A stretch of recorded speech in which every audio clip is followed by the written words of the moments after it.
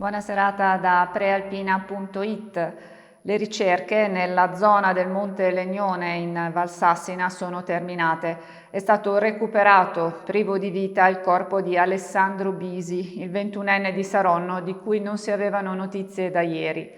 Partito per un'escursione con l'idea di fermarsi a dormire in tenda, nonostante condizioni meteo proibitive, non aveva dato più notizie. Ascoltiamo i particolari nel servizio di Marco Raimondi. Purtroppo i timori peggiori si sono avverati. È stato recuperato privo di vita il corpo di Alessandro Bisi, il 21enne di Saronno, di cui non si avevano notizie da ieri, nella zona del Monte Legnone in Valsassina. Le ricerche del ragazzo, uscito l'altro ieri, lunedì 3 gennaio, per un'escursione e non più rientrato a casa, erano iniziate ieri pomeriggio, nonostante condizioni atmosferiche proibitive. Alessandro Bisi si era recato in Valsassina per una gita. Era partito all'alba di lunedì dicendo ai genitori che sarebbe rimasto a dormire in tenda. Aveva raggiunto la cima, poi ieri a mezzogiorno aveva contattato la mamma annunciando l'intenzione di scendere. Dal pomeriggio di ieri non si avevano più sue notizie.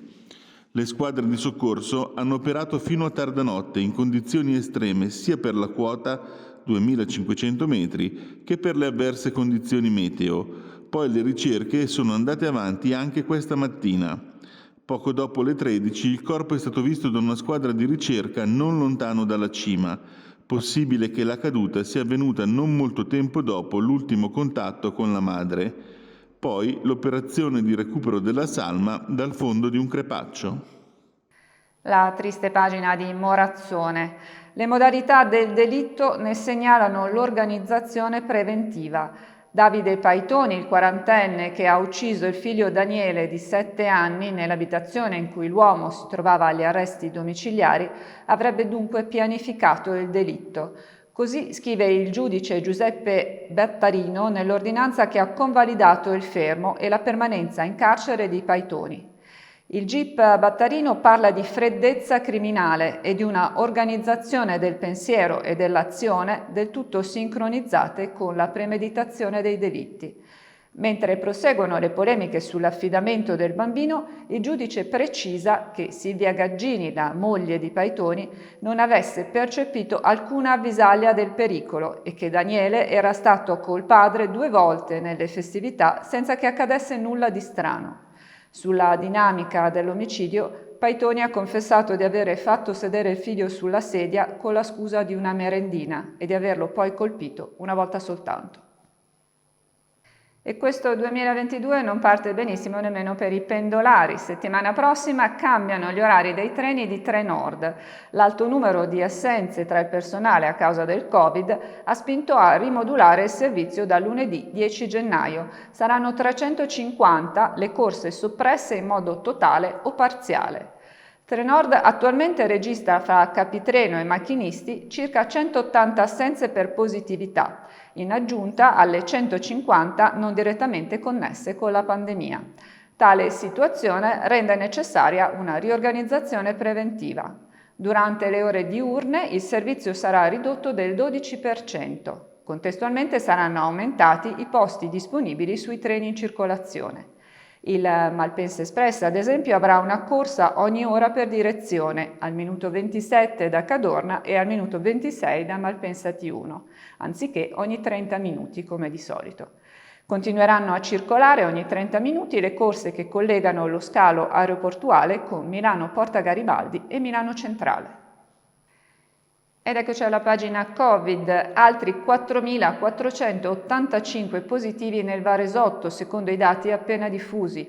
Sono 51.587 in Lombardia a fronte di 214.700 tamponi processati, pari al 24%. Calano le presenze in terapia intensiva, -8, mentre crescono i ricoveri, 108 in più, e ancora 47 i decessi.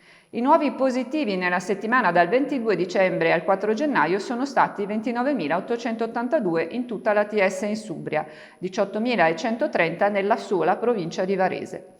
L'incremento della settimana precedente è stato del 13,3%, dati impegnativi da gestire e preoccupa la prospettiva della riapertura delle scuole il 7 e il 10 gennaio. ATS garantisce il controllo della situazione, ma le segnalazioni di ritardi e di problemi non mancano. Chi si destreggia fra documenti, segnalazioni e attestati spiega che adesso la sfida è non solo sanitaria, ma amministrativa e ricorda che l'errore umano in un quadro del genere è sempre dietro l'angolo, spesso, come evidenzia l'ATS, a carico di medici di base o dei laboratori che effettuano i tamponi. Chiudiamo con la pallavolo. Finisce in semifinale il sogno della Wiba Busto Arsizio di conquistare la Coppa Italia. Nel pomeriggio a Roma le farfalle sono state sconfitte dall'Imoco Conegliano di Paola Egbonu per 3-7-1, 25-16, 24-26, 25-16 ancora e 25-23 i parziali. Su prealpina.it cronaca e tabellino della partita. E questa era l'ultima notizia, l'edizione di prealpina.it termina qui, vi diamo appuntamento domani alle ore 13. Buona serata.